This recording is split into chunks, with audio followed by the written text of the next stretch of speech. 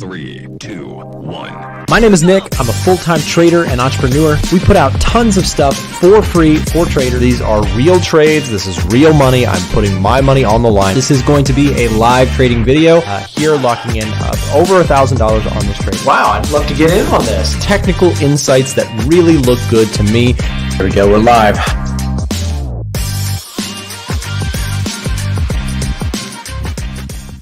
Well, hello everybody, and welcome back to another live stream. Happy, what is today? Today is Tuesday. Happy Tuesday to you guys. Hope you're doing well. I see some people already in the chat as usual, so thank you for being here. And I hope you're doing well. We've got some things to talk about, some things to look at in terms of markets, and I'm happy that you're here. I do really, every once in a while, well, actually every day, really, I go through comments and I just read through stuff that you guys are saying and talking about and asking, whether it's through the live streams or it's just comments on the videos. And I'm always reminded how actually cool the trading community really is. So I'm thankful to get up here and do this every single day. It is absolutely a blessing. And, just a little bit of my background. I started doing this on YouTube. Maybe 3 years now, 3 or 4 years ago. I was in my college room and I was just obsessed with this stuff. I was doing it all the time. And I've always kind of been an outgoing or kind of I like being on camera. I like doing things and creating things. So I just started jumping on camera.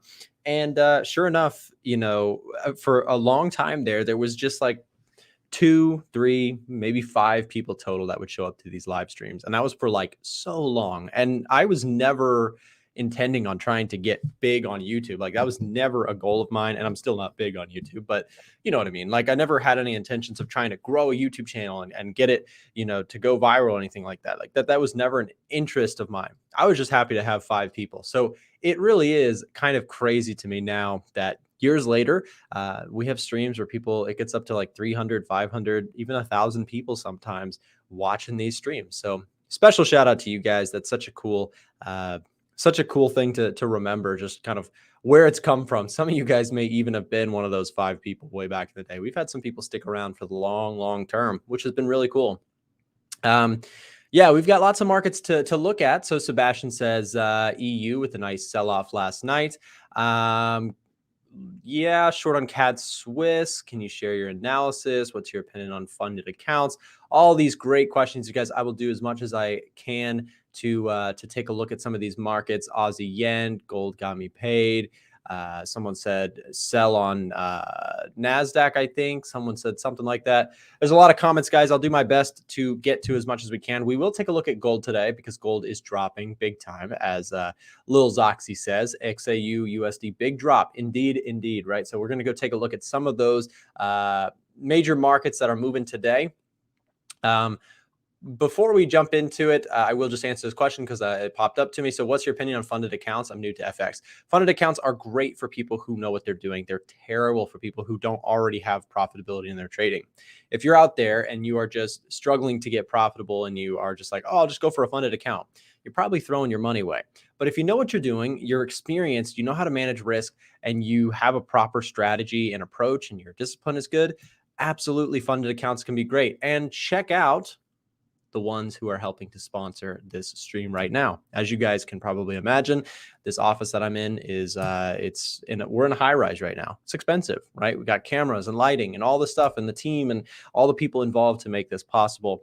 And I'm not complaining. I'm just telling you, you guys being here helps out. So do me a big favor. You like these streams, like the like button down below. It's a free thing to do, and it does help us out just on the back end to continue to provide these free streams every single day. So without further ado then, my friends, let's go take a look and see what's going on in the world of markets. I'll switch over to another view so that we can get started here. So please remember, as always, nothing in the stream is financial advice. I'm not here to tell you what to do with your own money. My YouTube channel is just a place. I'm a trader. I've been trading for 5-6 years now. This is a place for me to share my journey, my thoughts, and my opinions. This is not a place for me to tell you what to go do with your money. You are a qualified person if you're trading the markets to do your own thinking and do your own due diligence. I encourage you to do that, right? A lot of traders, a lot of newer traders, what they do is they look for someone else to try and guide them and tell them what to do in their trading. the biggest tool I could tell you, the biggest secret, the best thing I could tell you guys to do in your own trading is to be self-reliant, right? You ever heard of self-reliance? I'm not a big philosophy guy. Well, actually, I love philosophy. I love like learning about that stuff. I wouldn't consider myself like proficient or super intelligent in that area, but I love that concept of self-reliance. What is that? Thoreau? Is that right? I'm going to sound so stupid. Self-reliance. What is that? Self-reliance. No, it's Ralph Waldo Emerson. Sorry, I'm blanking on my my 10th grade history stuff. But anyways, yeah, self-reliance in trading is huge, right? It's so important because at the end of the day, you have to be the one to press the button. You have to be the one to enter trades and make decisions and all that good stuff. So let's start out with the dollar here today. So the dollar's coming up, and that may actually be why the gold market is under pressure. So for those of you guys who are looking at gold and you're saying, what the heck is going on, Nick? Can we take a look at gold? We will get there. Don't worry. I'd love to take a look at gold with you in just a bit. But just give me a few minutes to try and get a full picture as to what's going on in the broader market, and then maybe we can come up with some setups and ideas together. Hit like, y'all. Yes, please do that for me. That would be a huge favor. Again, it just helps to support the stream and to continue doing what we do here completely for free on YouTube. So dollar's pushing higher. Big move there. And actually pretty impressive move. That's what, 1, 2, 3, 4, 5 candles in a row to the upside. And that's a pretty substantial little increase. Not to mention, you know, technically that's pretty, you could really argue it's like 6, 7, 8, some number of green moves. But either ways, strong push to the upside, which is strong pressure here today for the dollar. Now, dollar going up can very often cause gold to struggle, right? So a lot of people wondering, why is gold coming down today? Well, one major reason is this right here, right? If you're only looking at one market, I really think that you may be missing some of the full picture in markets, right? End of the day, markets all kind of communicate. They're like one big bundle of friends, cousins, family. It's like one big family, right? And so when one market moves like crazy, like the dollar gets really strong, that can cause gold to come down very, very hard as well, right? So where do we go here for the dollar? Well, I'm bullish on the dollar. I have not changed from my bullish sentiment. And this level of resistance now looks pretty juicy as a possible level of demand, right? Or support. So I got a fib here. I'm drawing this fib very, very loosely because you have to remember the thing about a fib, right, is a fib relies on some form of confirmed top. How do you get a confirmed top? Well, for me, it's a little bit discretionary. It's basically just I have to start seeing it pull back to getting close to that 38.2. Then I know, okay, yeah, it's nearing a top. So we can't really call this like a confirmed top of the fib, right? So we've drawn from the swing low here to the swing high, but we don't know yet if that's the top. This thing could be moving here by the end of the hour. So we have to be open to the idea that that may not be the top of the fib. So either ways, I'm just going to keep tabs on it. I'll keep looking at it with the dollar. Maybe I have to move it, but either ways, I'm eyeing these 50%, 61.8% retracements back down to supportive structure, right? That would be the place where I can justify looking for opportunities to maybe go long on the dollar, right? I wait for the dollar usually to give me a pullback on the broader spectrum before I go look at a bunch of individual currency pairs. But, you know, I like watching the DXY just as a gauge. It's not like a, you know, super powerful indicator or anything like that. I just look at the dollar index so that I can see what the dollar across the board is doing because, you know, someone in this stream might be interested in hearing about the Aussie dollar. Someone might be out there trading dollar CAD today. Someone might be trading euro dollar or gold, right? And all of those are impacted by the dollar. So I start here to get an idea of what the dollar itself is doing today. So I would imagine most things are getting hurt against the dollar. In fact, another way to check this, you guys, is we can actually go over to the handy dandy website, a1trading.com. Please use this site, you guys. It's completely free, and you guys, you would have no idea how much. Well, some of you guys might have an idea. A lot of time goes into building this site. Myself and Julie, we both spend a lot of time just designing and continuously upgrading and updating more free stuff for you on the site. So please head over to the website, a1trading.com, and let's take a look at the currency heat map for just a moment, see what's going on, big picture. This is another place I like to start. I need to get back into doing this. I used to do it constantly on the streams. I would just start out by looking at the overall market moves. And so what we can see today is that the dollar is fairly strong, but even stronger. This is interesting. You've got the Australian dollar, the Canadian dollar, and the NZD moving strong today. These are your commodity pairs or commodity currencies that are moving strong today. And that's actually pretty unique. I will say this, I believe there was some positive outlook for the Australian from the Australian Central Bank last night for me. Maybe it was yesterday morning for some of you guys. But I believe that there was some strong sentiment from the Central Bank of Australia, which is why Australia, in terms of a currency, is leading the day today, right? So Australian pairs, AUD pairs, moving higher here today. So maybe we can actually start now by looking at AUDUSD. Now, people might ask, well, Nick, you just said you're bullish on the dollar. Is it time to short Aussie dollar? And that's actually a good question. You guys already know, if you've been watching my channel for a little while, if you're a regular watcher, that the Aussie dollar shorts have been like my bread and butter in the last, I don't know, month or two, right? I was short for several different instances. I believe I shorted in this area, right? And I shorted somewhere up here as well. So overall, things were really, really strong to the downside. And I was able to capture some really good trades. In fact, one of my trades, I believe, was a 7R trade, which does not happen to me very often. And I, you know, of course, I kicked myself in hindsight, you guys. I don't know if you've ever done this. I'm sure a lot of you have.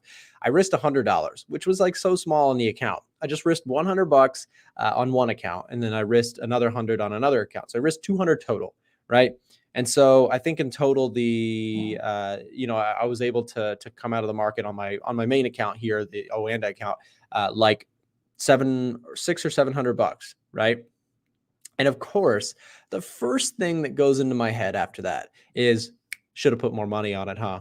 Should have put more money down so that the money would fly in, right? Because that's what we all do. That's, you know, the first thing you say when you have a big trade and it's going well. We have this tendency to be like, oh, well, I should have put more money so it'd be even better, right? We're never truly satisfied. That's almost just like human nature. But anyways, it's learning to just control those things, because honestly, you guys, I think that stuff is more of an account blower than anything else. Those voices in your head are totally just dangerous. Okay, this is actually kind of clean. That is very interesting, you guys. I like this level a lot. 61.8 Aussie dollar. Yep. I like that. That might be a short for me. I'm going to look at that later. I'd like to see what it does here. So it tagged at 61.8 here. And I'm saying I think it might be a short. The only issue that I have is that this thing has just been so extended to the downside. So it's very possible that I could take this short and then price could pop right through that level, tag me out, and just kind of continue to retrace, because this thing has been quite oversold and we are seeing a little bit of demand. Let me go look real quick. Let's go look at the sentiment on retail traders side of things for AUDUSD. Again, headed over to the site for a second. We'll go over to retail sentiment. So I'm going to see what the average trader here is up to on AUDUSD. I would imagine that they're still net long. Yep. So we've got 69% long, 30% short. An interesting little divergence there. So we do see the markets are moving up, and retail traders here are long, right? So the retail traders are long right now on this move. And the truth is, you guys, if you've been paying attention, I look at retail sentiment quite often in my analysis on these streams. And what we've been talking about is that during these moves, right, retail traders are not long from right here. Retail traders, right? You might say, oh, well, the retail traders look like they're doing the right thing today. I think the thing to consider is that retail traders have been long since over here, right? So actually, the retail trader is probably sitting in underwater, and they're hoping that this thing continues to rally so that they can get out of their trade, which it might. Honestly, the big thing to watch out for in terms of a seller would be if we can, in fact, stay kind of above structure in terms of a downtrend. Very clean little trend line there. So, you know, honestly, that's a reasonable reasonable spot, in my opinion, for a possible short.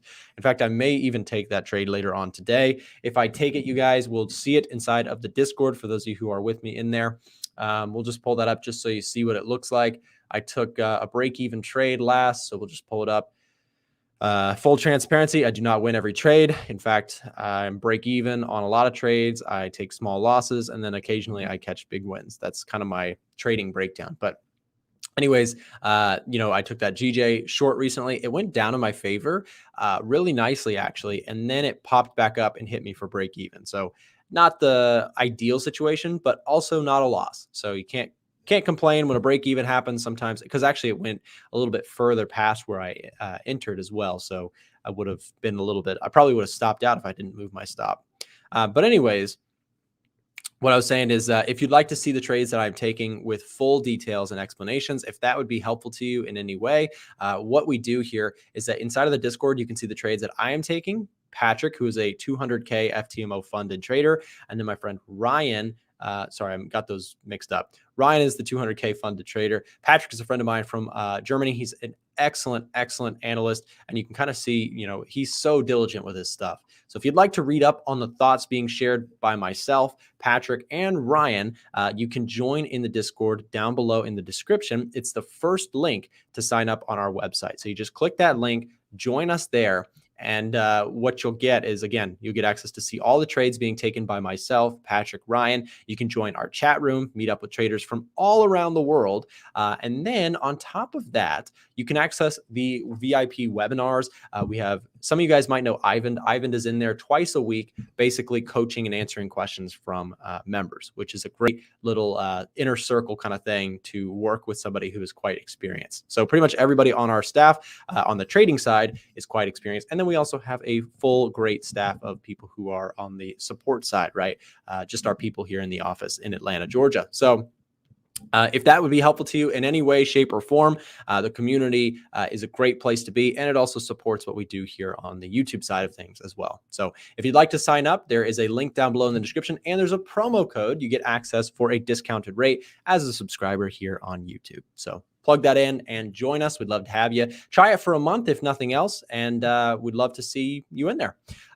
With that said, what I can do also is I can drop the free version as well. So let's see if we can do that really quick. What I'm going to do is we do have a free version of the Discord. You won't be able to see all the trades being taken, but you will get trade alert or trade ideas and some markups and some free PDF downloads. So if that would be helpful to you, what I'm going to do is I'm just going to drop that link in here today. Bam, there it is. Drop that in there. And click that link. You can join the Discord, or at least the free version of the Discord. And if you choose to sign up later, that's completely up to you. So no pressure, but check out the free version. Absolutely, for sure. So let's keep going. We'll take a look at some more currency pairs, and then we'll get to gold because there is still just so much to cover today. The pound yen. So let's see if the pound yen did me dirty. The pound yen, I mentioned that I had taken a short trade on pound yen. Where did I take my short trade? So I believe, I'm trying to remember exactly. Let me pull it up. So let's take a look. So pound yen short, I did it on the 1 hour chart. So let's go recap how silly this made me look. So I ended up taking my short here, actually right here. So let's start fresh. So we'll do this. So pound yen, I basically shorted on the retest here, and it went in my favor. That's where I was actually able to move my stop to break even. So I shorted here. I had my stop loss here. And then what I did is I actually just moved that stop loss to break even. And looking now, I'm very glad that I did that, because look what happened. So price shot up, stopped me out for break even, and then it kept going. So my timing just must have not been the best. I mean, it wasn't bad because I did get a break even trade. I think I closed out 16 whole dollars on that trade, which is great, which is basically just break even, but not bad. Pound yen now pulling back and looking like it's a little bit top heavy here. Again, pound yen overall, we look at this thing, I'm just bearish on it for now until further notice. This thing looks fairly weak to me as, the whole continuation of concern around markets right now. Although the S&P 500 is really up today. So in fact, what is that all about? Does anybody know why the S&P is so strong? Your markups are not reliable at all and so messy. They can be quite messy sometimes. I'm not going to lie.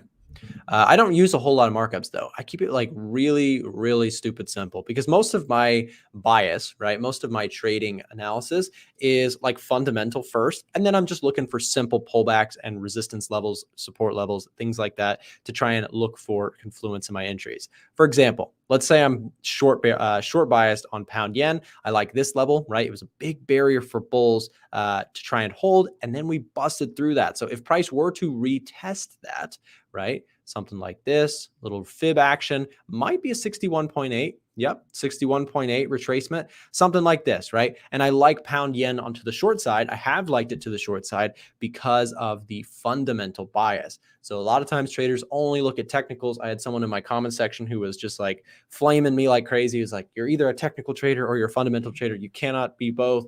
And I was like, you absolutely can. I've been doing it for years, right? And so many traders do that. So many traders incorporate the fundamental analysis and they use it with their technicals. In fact, sometimes there's a nice little divergence where you can look for great opportunities in favor of the dominant fundamental direction that you think markets are likely to head in. And you can tie that with your technicals to find good entries. So what I do, and this is how I approach the market. My general approach to market is for direction. I use fundamentals or FA, fundamental analysis. For entries, and forgive my handwriting, I'm writing with a mouse right now, and I am so laser focused. My eyes are starting to like water. Okay, yeah, there you go. For entries, I use technical analysis, right? I just keep it as simple as I can. I'm not, I'm not like a professional mastermind technical analyst. Sometimes you get these people who just have these like incredibly artwork designed charts. And that's not me. I just keep things like really, really basic because that's what works for me. Like when I start getting fancy with like millions of moving averages and, a whole bunch of things at once, like this starts to get real messy real quick. And then, suddenly you just have all these things on your chart, right? And you're just sitting there and you're like, oh my gosh, how can you even read that, right? Does anybody else just get like stressed out by that? That just like stresses me out there. I don't even know what I put on the chart. Oh, sessions. Okay, yeah, sessions. Yeah, I could use that. No, but you know what I mean? Like it just gets to be a lot when you have a million things. So let me just de-stress real quick. Color theme. No, I want to go to templates, main. Okay, yes. And yeah, I just like to look at like little details at the same time, right? So that's the idea.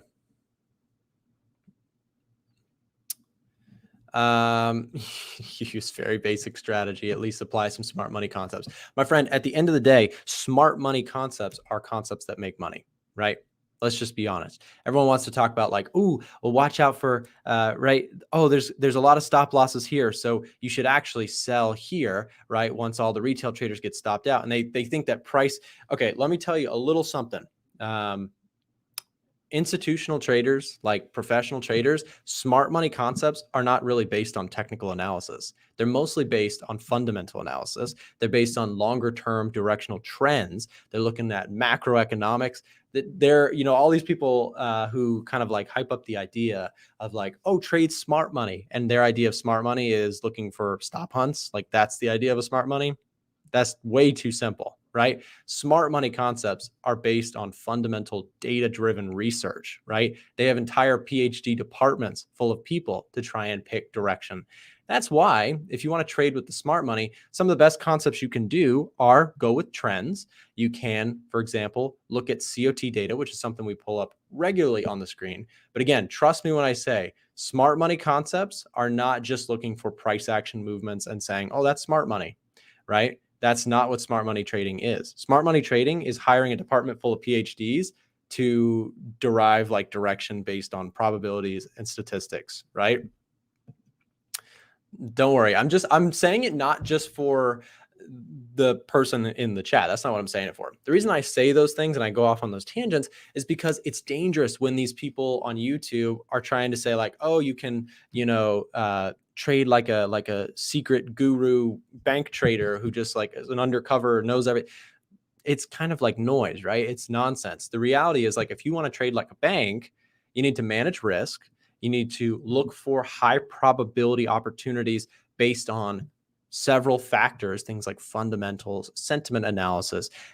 Smart money concepts are not just looking for stop hunts, right? In fact, I'm not actually a big fan of the idea of trying to trade stop hunts because, for me, it's just keep it simple, right? The trend is down, looking for opportunities to sell at resistance. That is a real thing. Even, although, actually they did like a study on like some hedge funds, only like 25% actually really incorporate a high level of technical analysis. I got to find that report because I don't want to just make up numbers, but I did see that at one point. So maybe I'm tripping, but I got to go find that. Maybe I'll see if I can bring that up next time.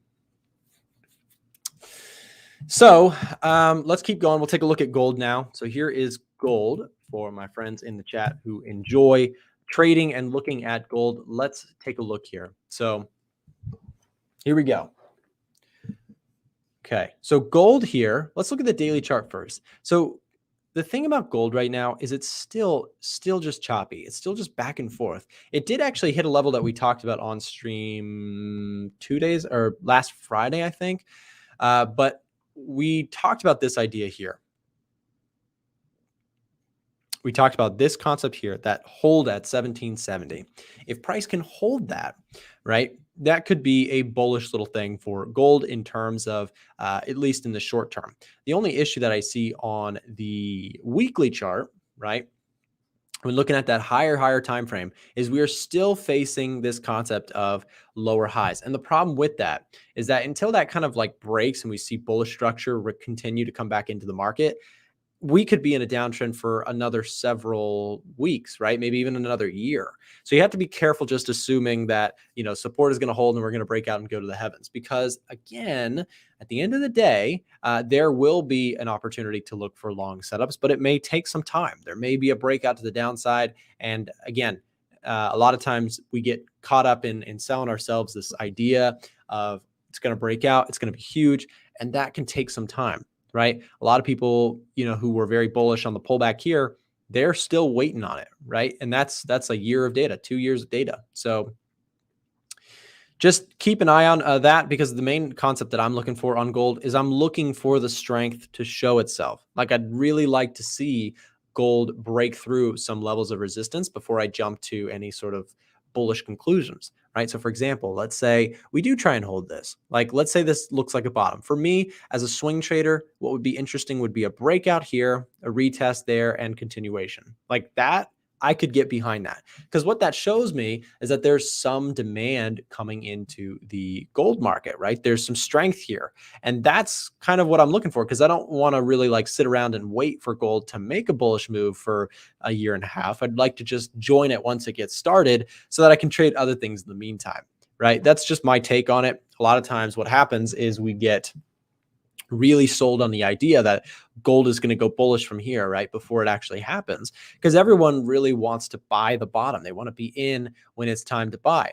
But COT data recently has been kind of negative for gold. We have actually seen, we'll just pull it up. So the commitment of traders report for gold is kind of bearish, right? We saw the latest data. Take a look at non-commercials. Talk about trading like a smart money or institutional trader. This is literally what institutional traders are doing. We can see their orders through the commitment of traders report. And recently, gold has been kind of a sell for them. Now, that may not be forward. That's not like a super leading indicator, because this is what they did in the last few weeks. But very often, remember, we talked about the fact that a lot of times professional traders are looking at longer term macro trends. And so when we see gold being bought for a while, it can last for several weeks, right? So now we're seeing gold start to sell. And honestly, that's a little bit concerning for the bullish case on gold. If anything, I would say that short-term gold is looking like it's a little bit struggling. And that's not me wanting it to go down. I'd like to be a buyer of gold if we start to see demand, both technical analysis wise and also COT smart money wise, right? That's what we're looking for, is that breakout, that continuation of gold's upward trends. but we've got to start seeing it and see some pressure, at least in my opinion, my take on that. At least in the short term, gold just looks stagnant to me. It looks very flat. Until we can break one way or the other, I think this thing is not too interesting. But I will say this, right? Whether you're a bull or a bear, we have scenarios either ways for possible like momentum plays, right? If price breaks down, you may see gold kind of rush for the next level of demand very quickly. You could see some nice little breakdowns on gold, perhaps later on this week or next week. But in fact, if we actually look at the daily chart, the next major area of support, like clearly, like everyone can see it, is probably down here at 1730, which is really kind of crazy to think gold could get down there, but it absolutely could, right? It absolutely could. If it breaks through this level, again, COT data, big money seems to be kind of sell heavy on gold right now. If you see something like that, could be headed right on down to that level, right? CAD news in 30 minutes, says Simone. Thank you for that. CAD news could be interesting. Let's take a look at dollar CAD here while we're talking about it. So dollar CAD is pulling back. This is interesting. So dollar CAD, I actually took a buy trade on dollar CAD and made some money on it. You guys might have seen the video. I think the video came out yesterday, I believe. I think that's right. We had the video come out yesterday on dollar CAD, and I made some money on the long side. Felt like I kind of missed the rest of the move, but now it looks like it may be giving us another chance. There actually may be some opportunity to pick up some pullback buys on the dollar against the Canadian dollar. So I'll actually keep that on the watch list. So yeah, dollar CAD looking interesting. We could draw a long-term fib here. That's a pretty high time frame fib, but ooh, look at that, you guys, that 38.2. And that's probably easier seen on the daily chart. So daily chart vibes here on the dollar CAD. Take a look at this. So we've drawn this fib. Dollar CAD overall has been very bullish, right? The dollar has been strong and the Canadian dollar has been under pressure due to oil markets being sold off in the face of the whole pandemic concern stuff. So here's the swing low, swing high, and we're coming very close to that 38.2% retracement. I like the idea of possibly looking for a small buy there and trying to pick it up long to see if we can continue this overall upward trend. Got a lot of momentum over there, but I will say this. The one concern is that you kind of have a little bit of a, depending on how you draw this trend line. This is why I'm not a huge fan of trend lines. Check this out. I could draw this like this. I could draw it like this across the closes, right? And the closes actually look kind of clean. That's the only reason I put a little bit more emphasis on horizontal levels. My friend Austin Silver made a reference to that recently, and I really appreciate that. I really like that. He pointed out that he's more favorable towards horizontal levels, and I totally agree. So I like horizontal levels a little bit more. That's why I like fibs, support, and resistance, because trend lines are they can be subjective, right? Depending on how they are drawn. And so can fibs and so can support and resistance, don't get me wrong. But I find that a very clear level of support is a little bit more obvious. For example, most of us, 90% of us would probably agree. I'm just speaking on you guys' behalf, but I think most likely most people would say that level is clear resistance, right? Everybody can see that. However, this support zone is a little bit more controversial. The fib is quite obvious, but there's like different levels of obviousness. I don't even know if that's a word, to some of the technical analysis that can be done. But again, the point is markets are a little bit subjective in general. So that's why, if you have your opinion, you've always got to back it with some form of risk management so that in case you're wrong, in case you're looking at things completely wrong, you're not going to get, attacked or by the market. Agree. Horizontal lines are less subjective. I would say a little bit less, but still to some degree, all technical analysis is somewhat subjective, and so is fundamentals. Remember, at the end of the day, we're talking about markets, which are not 100% predictable. And anytime you take a buy trade, someone else is taking a sell trade. They have their reasons, you have yours, and sometimes you're right, sometimes you're wrong. And that's the point is, as a trader, you have to be willing to be wrong because you're not going to get it right all the time because someone may see something differently or they may see it differently than you and they may be right, right? So that's what we've got for today, guys. Thank you very much for being here. That is going to wrap up the stream. I hope you got something out of it. We covered a whole bunch of things, and we talked a bunch of different markets. So, of course, we do these Monday through Friday, though. If you missed something and you'd like to see it, we may go through it tomorrow. So we go through a bunch of markets on here. I'm sorry if we didn't get to yours today. Again, I usually stick on here for 30 to 45 minutes. So that is going to wrap it up for me today. Thank you so much for being here. If you're new to the channel, hit that like button, hit the subscribe button, and come back and hang out with us again in the future. We'd love to have you be part of these streams going forward. So with that said, you guys have a great rest of your day, and we will see you back in the next one. What's up, you guys? Thank you so much for making it to the end of today's stream. It really does go way more than you know towards supporting this content and our team here behind the scenes that makes all of this content possible. Before you go, I want to invite you to join our free Telegram and our free Discord, which will both be linked down below in the description. We share trading ideas, we share tips and tricks, broker recommendations, things that may be helpful to you in your trading career. And again, it's completely free. So down below in the description, click those links, join us there, and we'll see you in the next stream.